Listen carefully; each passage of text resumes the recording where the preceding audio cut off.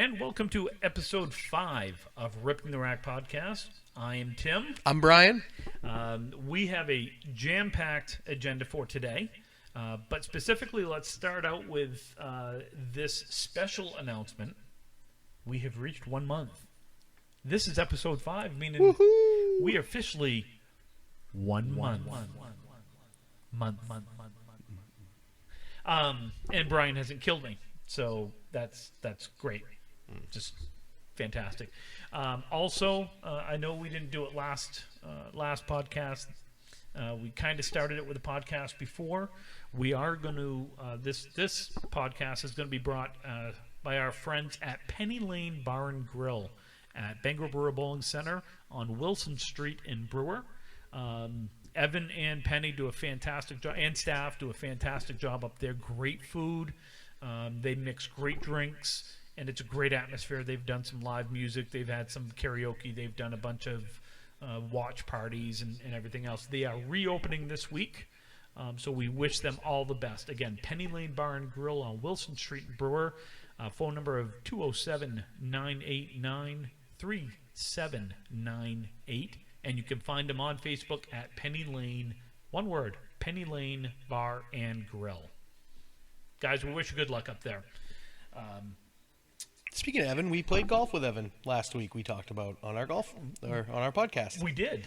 Tim, you tied with Evan and Jim Well, technically I won. because you're Tim. Well, no, because I've never played the course, and it was my first time out this year, and that's their basically home course. They play it quite a bit, and they've played multiple times this year. So You shot an 81. I did. Shot They 81. both shot 81. And I did not. No. You High did. score wins, right? Yes. That's why you and I won. Yes, that's correct. had a- I carried the team. It was a fantastic time. Man, And, was it windy. Holy How about crap. the 10th green, though?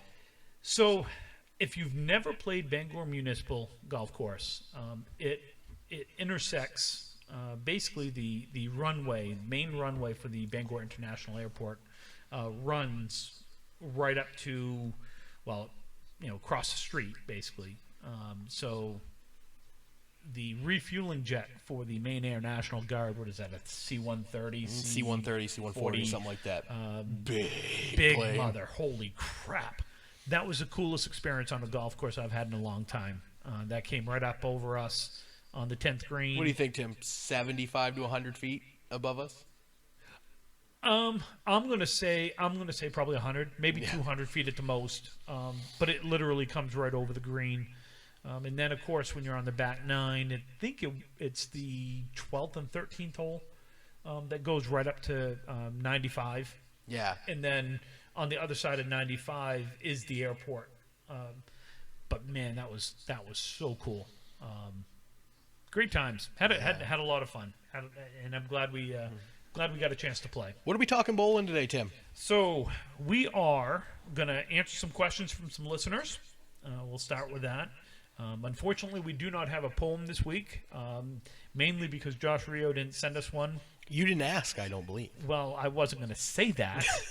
I was going to put the onus on him to just send us one. No, I did not. And Josh, if you're listening, I apologize. I meant to reach out to you and ask if you could send us one because I'd love to read one weekly. I'd like it to be a kind of a weekly segment. Poetry with Rio. Poetry. Oh, wow. Say that. I can't. We're going to talk. Do you think he'd be offended if we had some sitar music? No, but it would make me laugh. We're going to talk northeast of the border.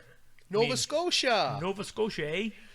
We're going to talk some bowlers from our friends out in Nova Scotia. And then we're going to talk a little bit about the 1992 Men's Worlds. I was 7.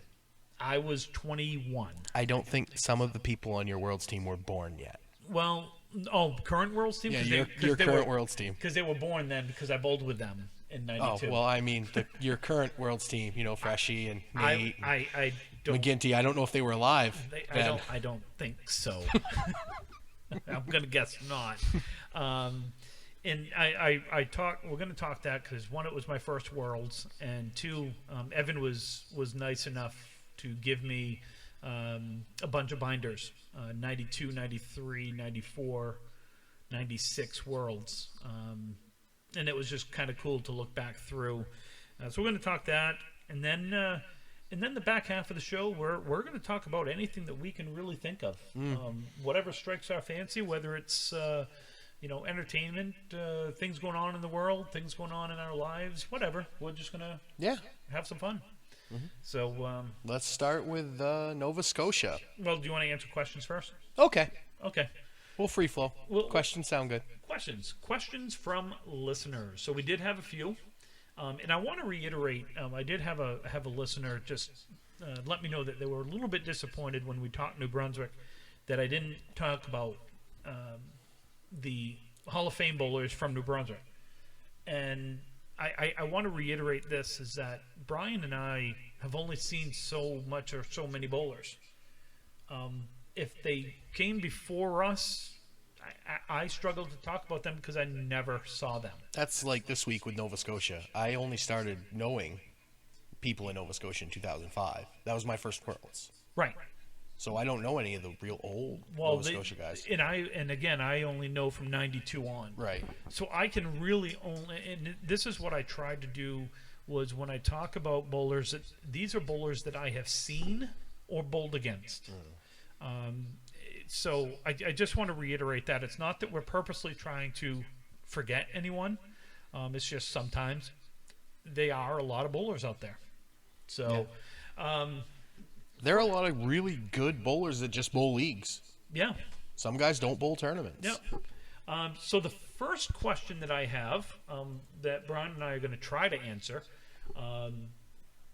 is what makes a house hard or easy?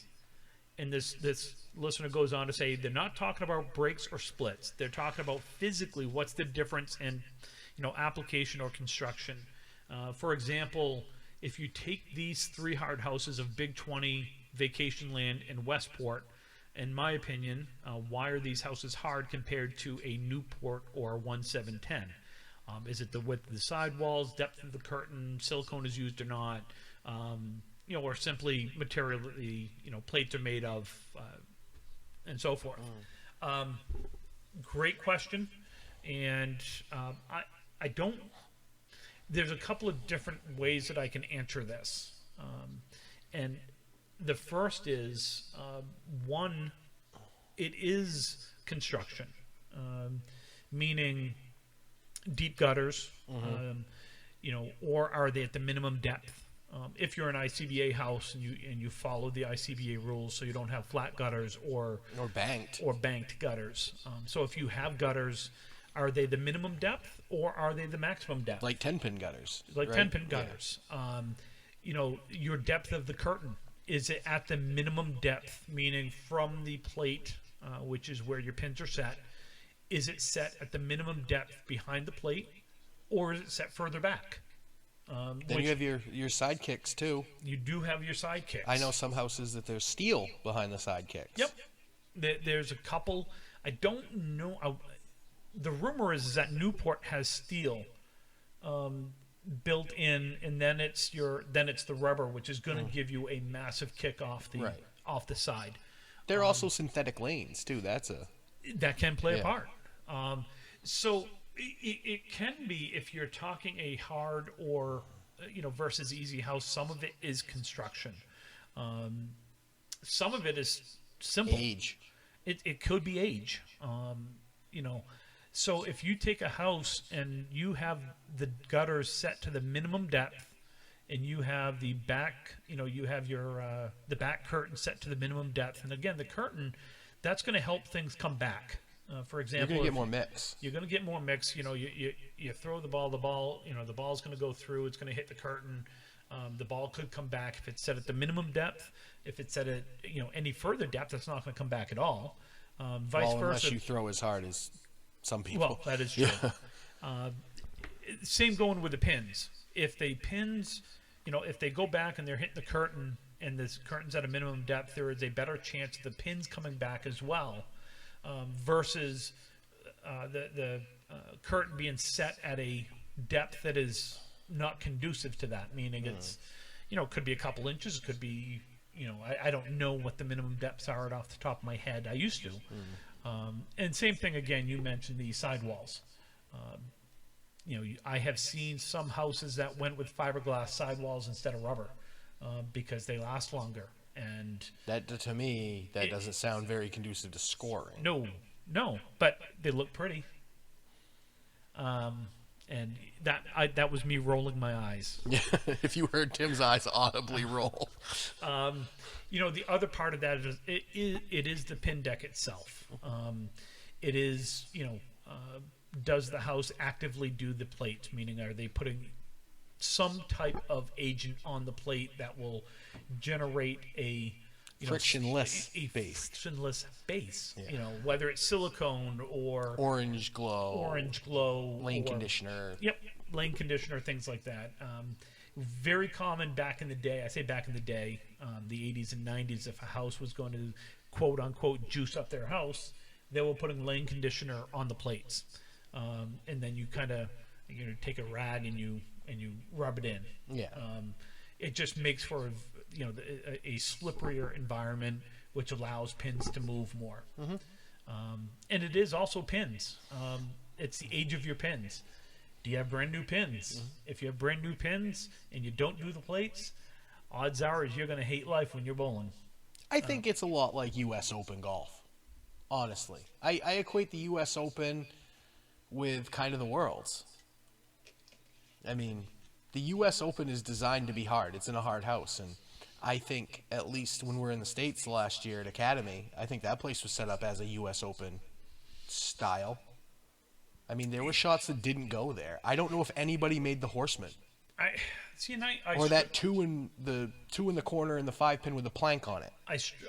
Yes, you're right, and I struggle with that because, and you're gonna when I talk the 1992 Worlds, you're gonna hear scores and you're gonna be what the hell, it's gonna be like, it's night and day difference from 25 years ago to now. They were not super juiced up. I'm not talking about going out and taking a gallon of lane conditioner and just throwing it down. The next thing you know, you just got to walk by and all of a sudden the pins are falling.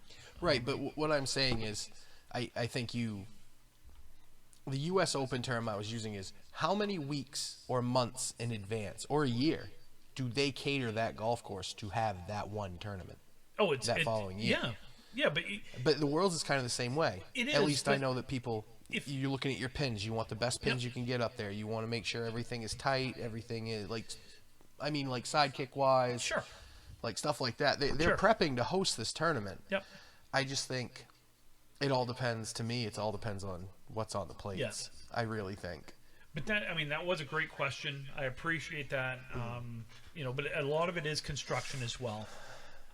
Yeah, I mean, Westport isn't going to go as fast as Newport just because Westport came over on the Mayflower. some of the lanes I think came over on the Mayflower, and I like bowling there. I do. It's a tough house, but it's not bad. It's old. Oh. Oakland Park's old, where I bowl every week. I know. I'm laughing. That was funny. Okay, that was good. So let's move on to the next question again, because we do have limited amount of time, so Yes. I want to keep this moving along. Next question is, what's your definition of a good teammate, and who are some of the best that you've bowled with? As far as teammate, I'm going to assume they're talking teammates. Yeah. They're asking best. Do you want to answer that one? What you think? I like to think I'm a pretty good teammate because in the Worlds, I know I'm not starting. Spoiler alert, I'm not that good. I don't think I spoiled anything for anybody, but I know my job is to keep people in the match. I am a numbers guy. I always know the count. You can ask Tim. I keep the count from the first box in most Worlds matches. Spoiler alert, he's wrong sometimes. My math is suspect sometimes. Typically in the third match, it gets a little dicey because when you don't bowl all day, you drink a lot. That is true. Good point. You're a hell of a scorekeeper. I try. But that's the thing. I try to engage my team to keep them in the match. And I know the guys I bowl with. I've watched you bowl for a long time. I watched Mark bowl for a long time. I know when you guys step across your body, throw across your body. That stuff I can see. And if you're struggling, I can say, hey, walk straight, bend over. Reach, stuff like that. That's my job as a teammate, and I think personally, I think that's a good teammate. I think it's someone that can do what they need to do when they come in, but also keep the team engaged and keep them in the match and don't let them get into quicksand. Yep. So, my definition of good teammate is pretty simple, and it goes like this: be present, meaning be there for your team. Get amongst it. Get in there, cheer your team on. I don't care if you're bowling good or bowling bad. Be there. We're not saying don't go get something to eat. Don't go no, smoke a butt. I'm not talking about that, because everybody needs to go, get something to eat, get something to drink, go to the bathroom, Or simply forget about 2 boxes for a while. Or simply just take a quick walk and come back. Yeah. I'm talking about, when I say be present, know where the match stands. Yeah. I'm not saying you got to know exactly, but don't come back and be like, oh, how we did. Sorry, everyone. My mic just fell over. Newsflash, he's going to have to hold that the rest of this time. It's okay. I can do it. So, I want my team to be there. Okay? Cheer each other on. I understand bowling is hard. Candlepin bowling is difficult, and you get angry. But be there for your team. Don't drink. Or I shouldn't say don't drink. Don't get drunk. Don't get high. Don't whatever. If you have the whole match off, have a couple pops, but be ready to bowl the next match. There's nothing that grinds my gears, so to speak, more than a drunk teammate at the Worlds. I'm sorry. We're bowling for a world title and $10,000 and $10,000. And if you want to get drunk and you don't want to be there for your team, go home. That's not a good teammate. No, I think that's a perfectly fair assessment. I will call anyone out on that. You can argue with me until you're blue in the face. That is not a good teammate that goes and gets so drunk that they can't help you. Because we all know things happen. You may have the match off. Now you don't. No. Now you got to bowl. I bet it's happened to me. Look, I'm not 21 years old anymore. I'm going to be 49. I cannot bowl every string. Wow, I guess that's why they do call you Gramps, huh? Yeah, I'm old. So in some of the best teammates I've had, wow, I've bowled with a lot of great bowlers. And I've bowled with some, and I'll tell you right now, some of the great bowlers I've bowled with are not good teammates. It's just how it is. You can be a great bowler and not be a good team bowler. It happens. I had to learn how to be a team bowler. I didn't know how to be a team bowler. And for those of you that live in the States, understand the Canadian bowlers are great team bowlers for the most part, because that is all they bowl is team tournaments. They don't have singles tournaments, I don't think. They have very few doubles tournaments. Nope. But here in the States, we have a lot of singles tournaments and a lot of doubles tournaments, mixed doubles tournaments. Yeah. We have very few team events here in the States. And that they used to back in the 80s, 90s. There was marathons. Yeah, but not so much now. Right, yeah. So some of the best teammates I've bowled with, Charlie Milan's a great teammate. Charlie is Charlie, but he may not cheer you on, but he's always there. He knows what the match is. He knows the count. He knows the count. Russ Neely is a fantastic teammate. Russ always knew, what the count was, but he was there to, help and guide. Impart wisdom. And impart wisdom. You talk Matt Rich. Matt Rich from Oxford Hills back in the day was a great team bowler. Brian Athern. He's one of my favorite team bowlers that I've ever bowled with, and I've told him this in the past. And he understands his role on a team, and I think that's very important, is when people understand the roles that they're there for. In the Worlds, you can only have 5 bowlers bowling. You can't have everyone up bowling. I like to think I'm that, and I'm going to go to a video game area again because I'm a gamer. I'm that add-on to your equipment that gives you a +10 confidence. Yep. Yep. I boost your ego. I am Flava Flav. Yep. I am your hype man. Evan Riva. Evan's a good teammate. He is cheering you on. He's there. He's really trying to get the team going. The team that I moved to this past year, I had a fantastic time with them. I'm not going to call them all out individually, but I'll do it for Jerry. hashtag do it for Jerry. Hashtag stay woke. Hashtag Epstein didn't kill himself. But my whole team, they're all a bunch of good guys, and they have fun. They want to win. There is no doubt about it. They want to win. Off the lanes we gelled. On the lanes we struggled this past year. Moncton was different. It was weird this year for some reason. The Deadwood was. You couldn't read it. No, it was odd. But all of those guys, Nate Lees, Freshie, McGinty, Steve Latch, TJ Pietro, Billy Bloom.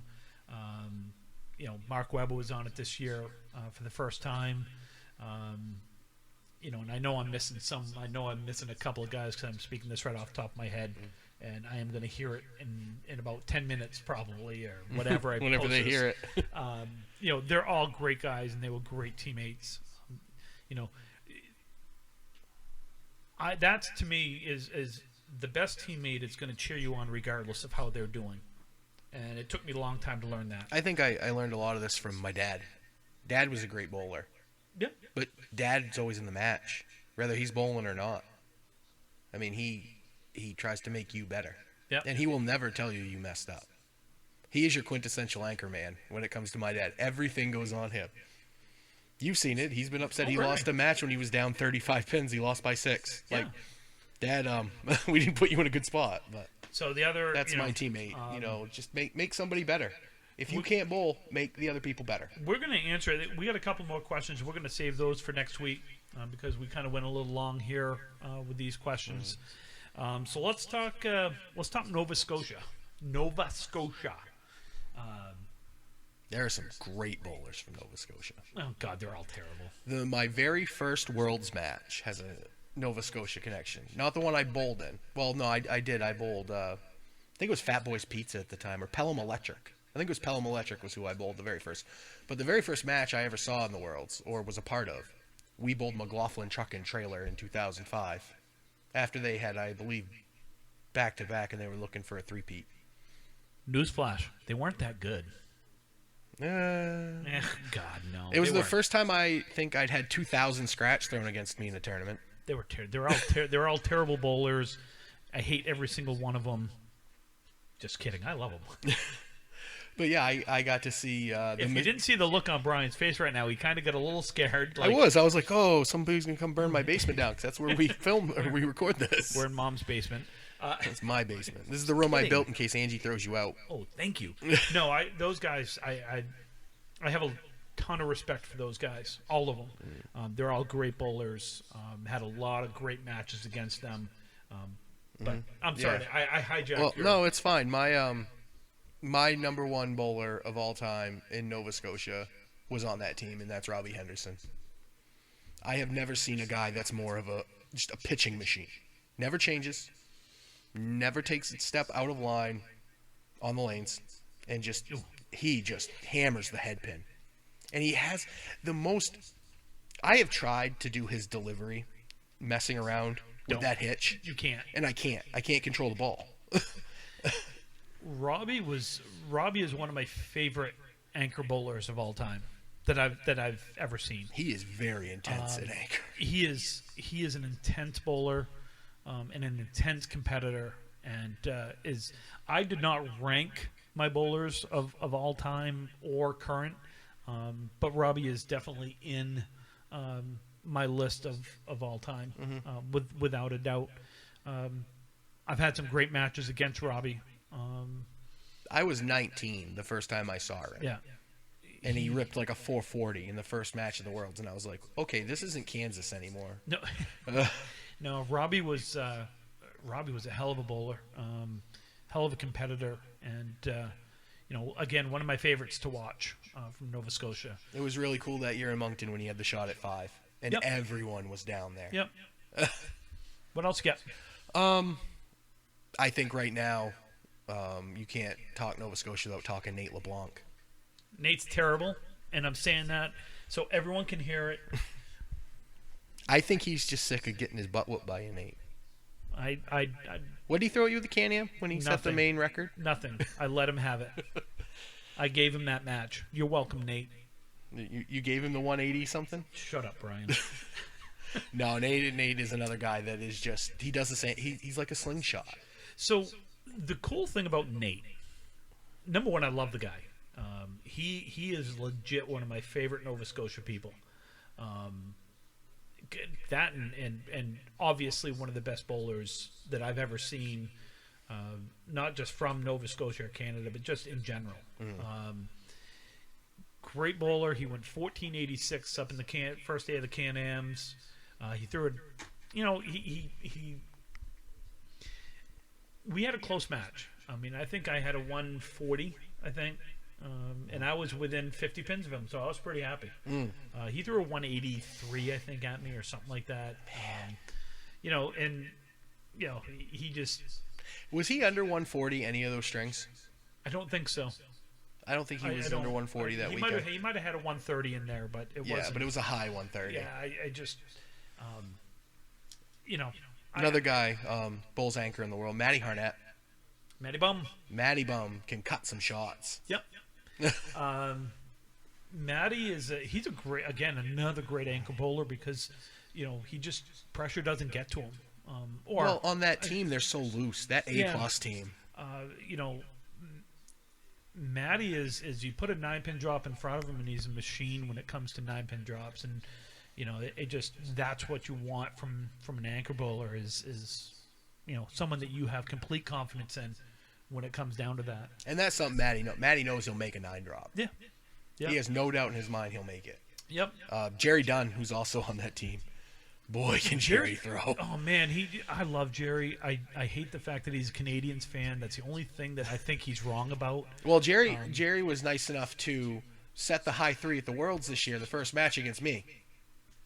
When he went 450 something. That was nice of him. He opened 150, 160, I think. Yeah. Jerry, I laugh every time he bowls. He doesn't get mad enough he doesn't kick a ball return, he doesn't slam the balls, he doesn't do anything From like what that. we've seen. From what we've seen. He just hits himself. In the thigh. So hard that it hurts me. It sounds like a gun. It does, and it hurts me when he does it. And then he goes back and Shelley tells him how'd that feel. Did that hurt? Yep. Yep. I've got a list of guys that I have seen. Again, understand these are only guys that I have seen. I can't talk about anyone from the 70s or 60s or 50s or anything else because I am not that, contrary to popular belief, I'm not that old. He's old. Not that old. So, kind of my list that I had, and again, I did not rank them. Unranked. These are all guys. Off the record. Off the record. Kansas Snow. God, I hope he's from Nova Scotia because that's where I put him. I never saw Kansas Bowl. I saw Kansas Bowl once. He bowled with... I actually got to bowl him for a few boxes in the Worlds when he bowled with DeGraff. Yep. That year. Dougie Blackler. He was a great bowler. Dougie was a great bowler. Sean O'Flaherty. Sean is probably the best leadoff bowler. Yes, I'm saying it. One of the best, if not the best leadoff bowler I've ever seen. Because he just didn't get rattled. He didn't, and he just threw marks. Threw marks. Yeah. Robbie Henderson, Chris Hollett, and Chris is still going strong. Yeah. I love Chris bowls a lot of 5-pin. Is it 5-pin or does he bowl out of? What's the other one down there? I don't know if he bowls a lot now. Okay. He did bowl 5-pin, right? He used to. Chris is cool. Like we've gotten to know each other over the last 20 years or so. Good guy. I really like Chris. A pretty amazing fact about that team that I learned one year was Davey was the only one that bowled a candlepin league. Yep. Yeah, it's They won, 4 in a row, and one of them bowled a league full-time? No, I don't know how many they won. Let's see, they won. They didn't win in 2001. No, they did not. But they won 1999. Did not win in 2000. Did not win in 2001, and then won 2002, 2003, 2004, 2005. Was 2005? Did they win, or was that the year Maria's won in Bangor? I don't know. Okay. Either way, they won a bunch. Yeah. Stephen Webb, Ricky Martin, Ian Niven, Dennis Best, the Boogeyman. Boogeyman. What about Boogeyman's buddy? And Snoz. Snoz? Chris Probergny. The first time I ever saw Snoz was in Halifax when he bowled with Paddy's Pub, and I bowled with Maine Heat one year with me and Howie Brown and McNally. And I had never... Now, mind you, I bowled with Kenny Bickford. And those who don't know Kenny, that was a circus. And that's the nicest way I can put it. And I'll leave it at that. I love Kenny, but that was a circus. Snoz was an act in himself. And at first, when you don't know him, you hate it. Oh, yeah. And then when you get to know him, it's the greatest thing ever. He's the super, He's a super nice dude. Super nice guy. Oh. But the thing that I can... Did you see that? Did you see that? He's still that old school that if you have a 9 drop and he thinks he'll mess with you, he will stand behind you and talk about it. Yeah. There can be a wood over by the 10 and you're shooting the 8 pin and he goes, that cap's over there. Yeah. And now you're thinking. Those are some of the kind of what I would call old school guys that, again, this is off the top of my head. The Boogeyman, Dennis Best. You look at Ricky Martin, who's still bowling. Ricky is still bowling. Stephen Webb, again, Hollett, Henderson, O'Flaherty. You got some of the newer guys getting into my area, like Glenn Murphy. Yep. Glenn does a lot to promote the game, too. Glenn just loves bowling. Yep. Matt McPhee. So some of the current guys that I had listed, Matt McPhee, Jerry Dunn, young kid Ryan Cox. Foxy Coxy. So Ryan he's the best off-foot bowler I've seen. You know what's funny?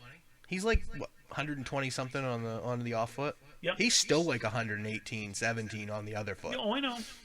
I know.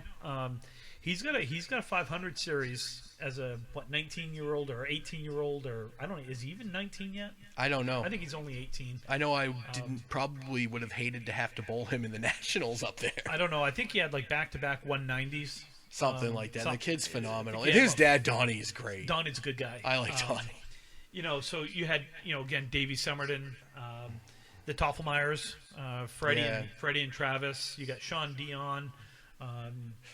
There's no one scarier, I think, to just look at bowling than Sean Dion. Well, he's like 7'8". He's 7'8", but the funny thing is his puppy is like equal size to him. He has a great big mastiff. Him in court. It doesn't surprise me.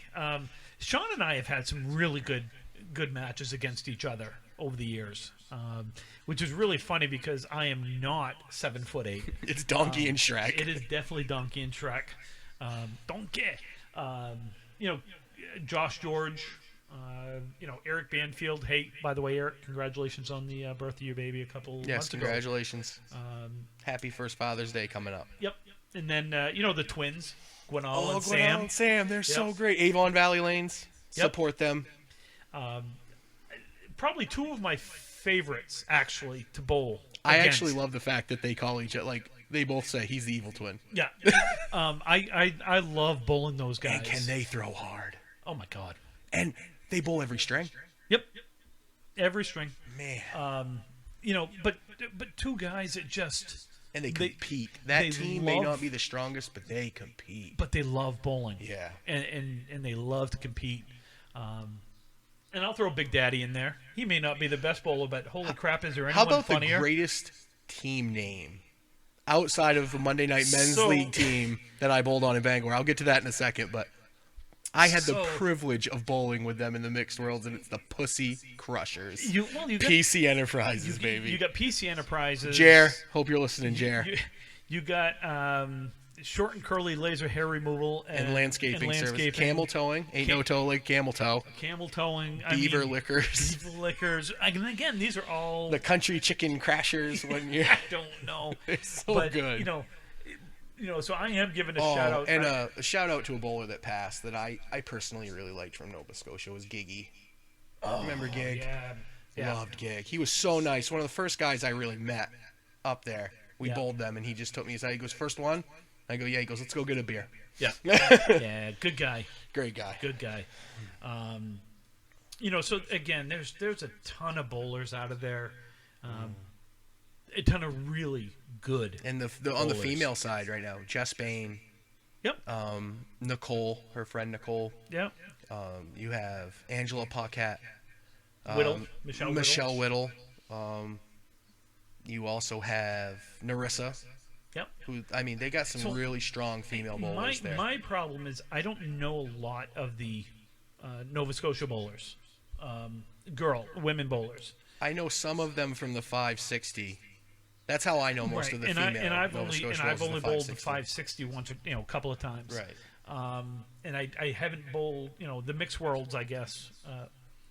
D Nice. D Nice. Yep. She's a listener of the show. She is. She whooped my butt. I'm not a couple strings of 560 like a couple years ago. No, she's cool. I like D Nice. For those of you who don't know her, sweet girl. Very good bowler too. Yep, good bowler, sweet girl. Jess is a great bowler. Jess Bain does a lot for the game to promote the game. Loves the game of bowling. Drives like an hour and a half to bowl a week. All I know is that it hurts my shoulder when she throws a ball. She has one of the biggest back, again. Yeah. Well, she's tall. Right. But I mean, it comes all the way back. I think her arm swing is taller than you. Like I think you could walk under it and be perfectly fine. Again, I'm not. I'm not tall of stature. But no, those are some of the Nova Scotia bowlers. And again, we apologize if we've left people out. That is never our intention. No. That reminds me. I have to. We were reminded by a listener several times. Bowler. This has nothing to do with Nova Scotia bowlers, but apparently I did not give my list of current Massachusetts, New Hampshire bowlers. I did not. So I failed to do this. You're finalist for the Trojan Ends Boner of the Week award. Yes. So current Massachusetts and New Hampshire bowlers that again, off the top of my head, so if I missed you, I don't know. I apologize. He really doesn't. I don't like to leave people out, but bowl better and I'll remember. Did I just say that out loud? True story. There's a guy in our league that Tim actually told, "You're not good enough to be angry." Now, granted, the dude was kicking the ball return like he should have won the U.S. Open. So but let me just say that I'm bowling anchor. At the time, I don't know what I was averaging, 128, 129, somewhere in that range. The guy that I'm bowling was, 89? 89. 89 to 90. If he throws 100 string, it's a... So, yeah. He's bowling anchor for his team, and we're giving them 170, 160 pins a string, something like that. It's a lot. It's a lot. And that is now, per don't get me string. wrong. These guys show up every week. They pay. They bowl. They have a great time. I am not saying anything negative about them as a team. It's the gentleman that I was bowling has a habit of getting mad, kicking ball returns, slamming balls, punching the wall, doing whatever. And he did it as I was taking my first step to go. And I stopped. And he just kind of looked at me, and I said, "No, go ahead and finish." I let him finish. I made whatever shot I had, pressed the button, and he's swearing up a storm. Well, not really swearing up a storm, but he's complaining. Yep. Throws another ball, kicks the ball return for the second straight time right when I stopped. So I stopped, and I just looked, and I said, and I won't say his name, and I said, "Blank." I said, "Let me ask you a question." And he said, "Yeah." I said, "Do you see me getting mad?" And he looks and he goes, "Well, no." Newsflash, I used to. I know this. I used to. I don't get really that mad anymore. And I said, "Okay." I said, "Would you consider me a good bowler?" And he said, "Absolutely." I said, "Okay, so I don't get mad, right?" And he goes, "Well, no." I said, "Then why are you getting mad?" I said, "Blank, you're not good enough to get mad." And the way I said it really came off douchey. He was a big time Delta Bravo. Is what it sounded like. Big time Delta Bravo. It wasn't that I was trying to be a douchebag as much as I was just trying. He was to actually trying to help the guy by basically, "Dude, calm down. You'll do better." Right, like just telling him that, dude, Yeah. You're an 89 average bowler kicking the ball return because a shot didn't go because you threw it in the corner when it should have gone in the other corner. Yeah. Hey, so So your top New Hampshire, okay, Mass. top New Hampshire, Mass. Again, no specific order, Fuller. No order.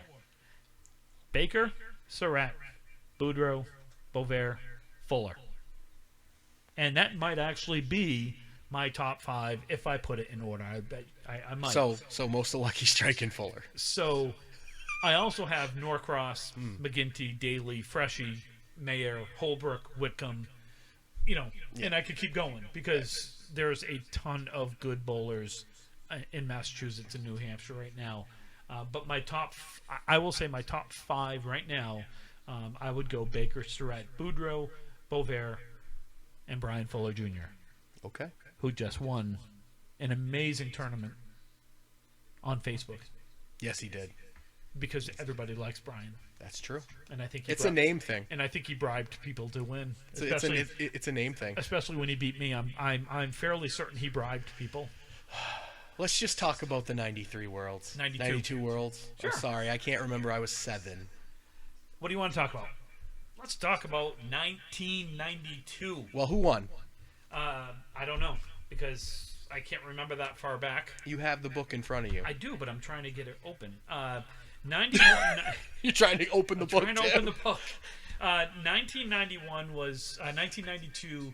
The finalists were Lita Lanes and O'Laughlin Construction. That was in Bangor, correct? And that was in Bangor. Okay. O'Laughlin Construction they had some okay bowlers. Just okay? Just okay. I mean, Paul Berger, Craig Holbrook, Mike Morrill, Jack Sandwick, Tommy Olster, Bill Treefel, and Donnie Richmond. Not bad. No, they were okay. Lita Lanes and Grandpa Printing, they were okay as well. I mean, they had a couple of decent bowlers. Joe Ashline, Bob Kelly, Jack Ray, Gary Carrington, Peter Flynn, and Dave Richards. Not too bad. They're okay. Some Hall of Famers in there somewhere. They did win. Lita Lanes won 1894 to 1877. So a good match. Bob Kelly, shout out to Bob Kelly. He was 402 in the final. Was that the high? Nope. Tommy Olster on O'Laughlin was 426. How did you do, Tim? I crapped my pants and bowled out of my proverbial ass. Your anus? My anus. So I was 21, and I was put on a team 2 weeks before the Worlds. Charlie put this team together, or else there would have been a bye. And you were able to secure the time off from your full-time employer, McDonald's. McDonald's, because I had a big-time job. Big-time job of... We're not saying working at McDonald's is not big time, but that is one of my favorite jobs I've ever had. and if you'd stuck with it, you could have made 6 figures. Oh my God, a ton of money. So we were on a team called Young Guns. We actually finished 5th in our division for a team that we just put together. You got a good draw then, huh? Well, yeah, we were with O'Laughlin, New Hampshire All-Stars, Custom Machine and Tool, some easy matches. Read off your averages for that, and that's how you. So you our team 5th. was, let's see, we went 119, 120, 121, 125, 128, 131, and 132. I finished, and I wished I remembered this. I actually finished with a 132 average, and I bowled every single string. Man, we can't get you to bowl 15 strings now. My high was only 417 for the week. So you were super consistently shitting your pants. Pretty much. It was really cool looking back on this because I went into this Worlds with a 118 average. That was my league average, was around 118, and I made the final 4 for the singles, where I then lost to just someone by the name of Jeff Atkins. You may have heard of him before. He's actually bowling on the match we have on the TV God, right now. I'm getting flashbacks. Tim's got PTSD right now. Getting my butthole kicked by him. Yeah, it was that was cool. That was a Bangor. Looking at some of these scores, Tony LeBlanc had a 135 average. Paul Berger and Craig Holbrook were your winners at 137. I think. Wow. But listen to these scores, and this is what actually Are these the high singles and high threes? These are the high singles and high threes for the week, for every match.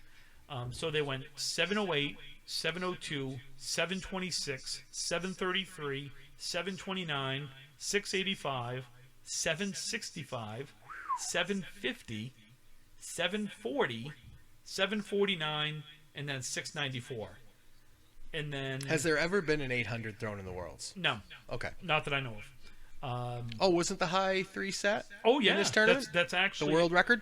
The world record was set on match number 7 of the week, which would have been what's that Tuesday? Wednesday? First match on Thursday by Lita Lanes. They went 21:49. Wow. 2,149. You had Jack Ray was 440, Gary Carrington 446, Peter Flynn 410, Bob Kelly 421, and Joe Ashline at 432. Not bad. Peter Flynn's your low man at 410. I just that was also the same tournament where Craig Holbrook went 505. Wow. What do you have? 173, 185, 147. He must have got tired in the back last string. Or they had the match, wrapped up, and he was just saving his arm last 2 boxes, probably possibly. threw double. But that was, that was a lot of God. I just looking back through these, just to give you some ideas of some of these Nova Scotia bowlers that we talked about, like Dennis Best, who was a 130 for the week. You had, not just Nova Scotia, just in general. Det Klein was 131, Al Johnson 134. You had what do we got here? Ricky Martin was 128. Maine Heat, which was the best Maine team at the time, they had averages were 128, 133, 128, 128, 128, 125, and 126. And I believe there are highlights of this particular one on YouTube. Yep. Yeah, there are. I think O'Loughlin was. I think they lost 3 strings all week. They were 82-6. Wow. 82-6. 82-6. And didn't win. Didn't win. No, Lita Lanes was 78-10. They only lost 5 strings all week. God, that was so fun. Robbie Henderson was. That might have been Robbie's first time bowling in it. You and Robbie had the same first year, huh? Might have. I don't know. I don't know if he was in 1991 or not. I'm It's reasonably crazy to sure think that I'm older less than Robbie. 10 years later you guys were bowling against each other in the finals of the Worlds. Yep. Sean O'Flaherty was there. That might have been his first year as well. Robbie was 127.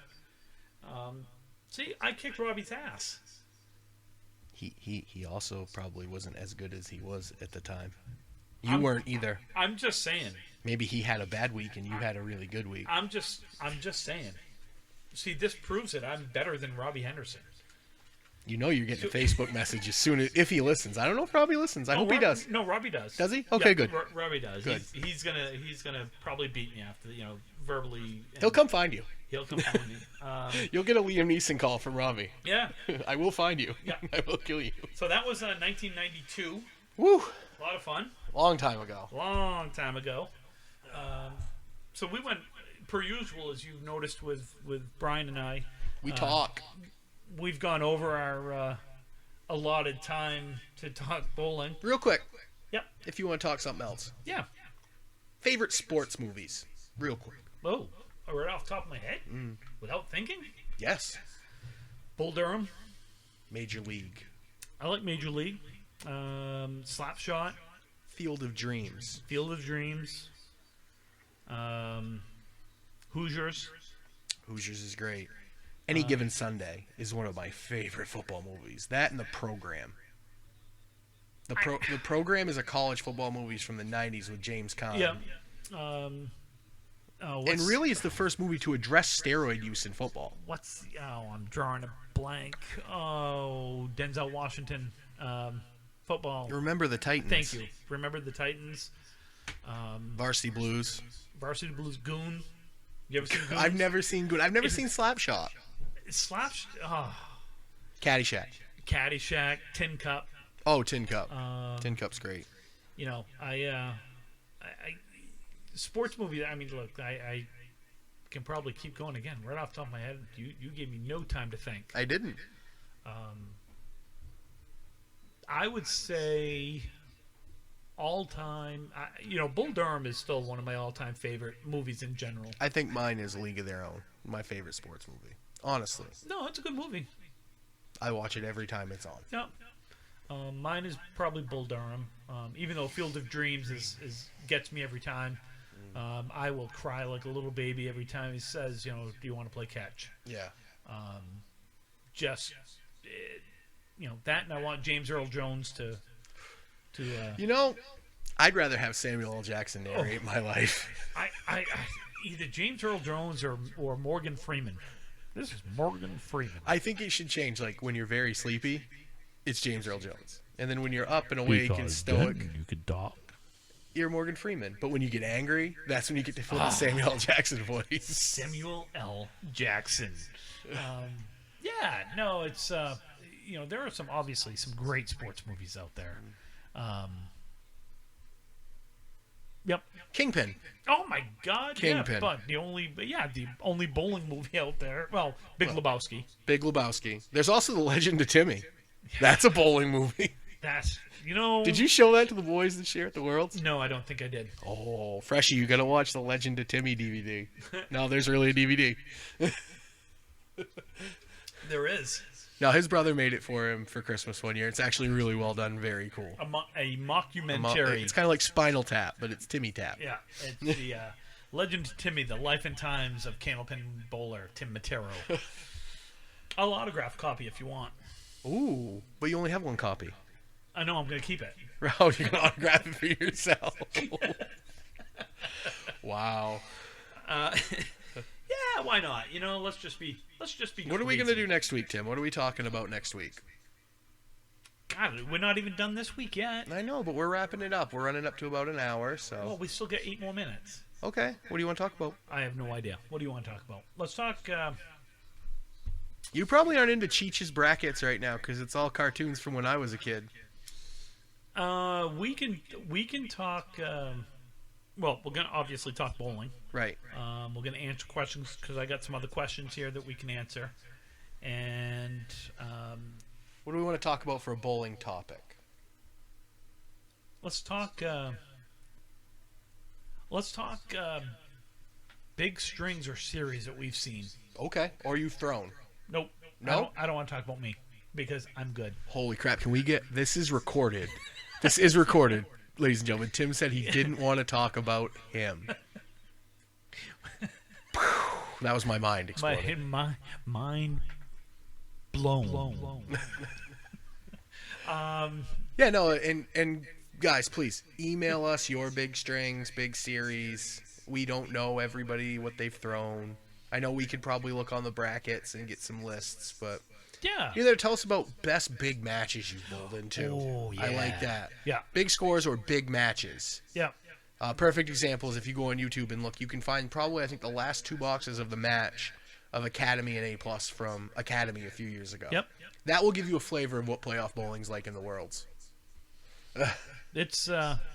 I think that would be fun. Yeah, let's talk big matches and or big series or strings. Or just whatever we decide to talk about. I like that idea. Just we're gonna kibitz. Next week might be potpourri. Oh, One potpourri. of my favorite Jeopardy categories, potpourri. Potpourri. Let's take potpourri for I am- 1,000, please. Does it amaze you that no one on Jeopardy yet has done the Sean Connery impression to Trebek Oh my in God. real life? Oh, I wish they would. I'm just waiting for someone just to not know the answer and just write "suck it, Trebek," Suck it, Trebek. because he'll laugh. That would be awesome. That would be so cool. That would be. That would actually make my. It would be very, very cool to see someone do that. Yes, that would. We got about 5 minutes left. Let's answer one more question. You said you had another question. Well, we can wait until next week. All right, you want to save them for next week? We'll save them. No, let's ask it. What makes a good leadoff bowler? You're not rattled. I typically bowl leadoff in the Worlds. just because that's where they put me, because you can't hide me. I'm not that good, so you might as well put me up top. Or at least maybe I can throw a strike and do some damage. I am the biggest critic of myself. I will say that up front. But I enjoy bowling leadoff in the Worlds because you need someone that can throw a big strike and start a fire, because good bowling is contagious. Yes. Yeah. I was always taught, when I bowled with Russ and when I bowled with Charlie, they a lot of times would put the best bowler first. Is the way they looked at it, because they wanted to get off to a fast start. I was always, personally, I like to have a high energy guy go first, because if they get on a roll and they got high energy and they're excitable, then that gets the rest of the team in it. And everyone's excited, and like you said, it's contagious. I look at a guy that throws a good strike ball. I mean, in a normal league, your leadoff guy is probably not your best bowler, but he's not the guy that struggles the most. Well, I don't know. In the leagues that I bowl, typically most teams will put their worst bowler first, and they go right down the list to your best bowler last. And I just have never looked at it that way, which kind of leads us into what makes a good anchor bowler. Shot making, consistency. Yep. Also not getting rattled. So you gotta have no memory. Oh, that's the thing is as an anchor bowler, the best anchor bowlers have a short memory, because odds are is you're not going to win every string, you're not going to pull every string out, and you're going to lose some strings. You're going to miss some shots, but you got to have a short memory and forget about it. I've always thought that. I think a good anchor bowler also has to be able to handle the pressure. I don't care how good you are. If you struggle under pressure, you're going to suck in that fifth spot. I agree. It's just how it is. It's funny is I've always said I'll bowl anywhere you put me as long as it's fifth. That's kind of a running joke that I had with Evan and everything else. I love bowling in the anchor spot. I may not be the best anchor bowler, and I may not even be one of the, a good anchor bowler. I like to think I am, but he's a great anchor bowler. Well, now my head is swelling. Thank you. Say it again, please, for the people at home. He's a great anchor bowler. Thank you. Now I'm going to be happy. I'm not going to be the best bowler, or the way you look at it, but I'd like to think that your anchor bowler, when it comes down to the last two boxes, can put the pressure aside and can throw the mark when needed. One of my favorite world stories is bowling anchor.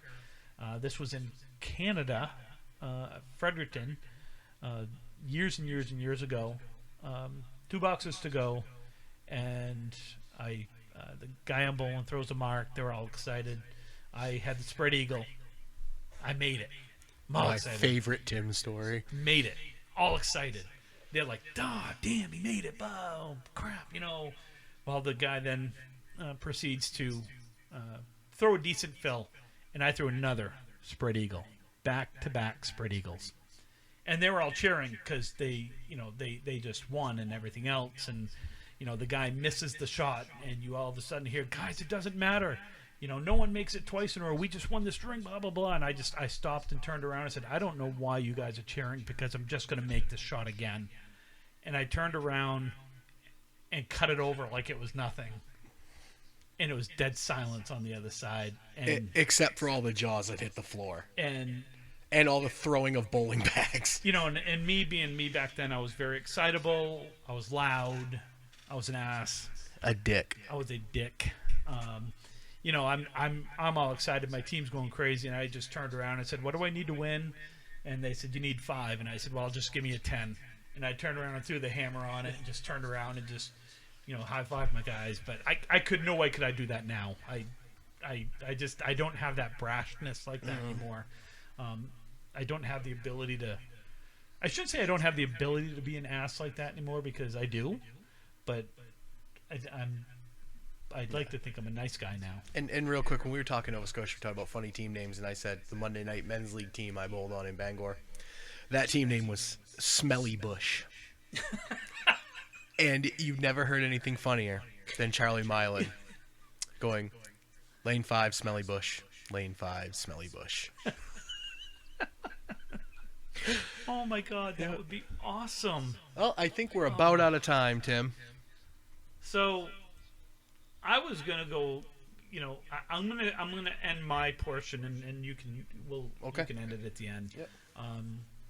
I want to talk. I'm not going to talk about the All Lives Matter, Black Lives Matter, Cops Lives Matter, everything. Racist, not racist, things like that.